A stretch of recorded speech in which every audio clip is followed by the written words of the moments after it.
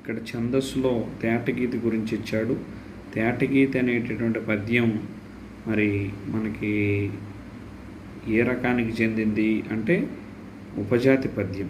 మనకి పద్యాలు 3 రకాలు అనుకున్నాం: వృత్తాలు, జాతులు, ఉపజాతులు. ఈ ఉపజాతుల్లో ఒక పద్యమైనటువంటిదే తేటగీతి. తేటగీతి పద్యానికి ప్రాసనియమం ఉండదు. తేటగీతి పద్యం గణ విభజన చేయాలంటే సూర్యగణాలు, ఇంద్రగణాలు కావాలి. మనం చివరి వీడియోలో ఇంద్రగణాల గురించి చూసాం. ఇంద్రగణాల ఆరన్నం: నల, నగ, సల, భ, ర, త. ఇవి 6 ఇంద్రగణాలన్నాం. సూర్యగణాలు 2 అని చెప్పాం. నగనము, హగనం అని చెప్పాం. ఇట్లా ఈ విధంగా ఇంద్రగణాలు, సూర్యగణాల సహాయంతో మనం గణ విభజన చేయాల్సి ఉంటుంది.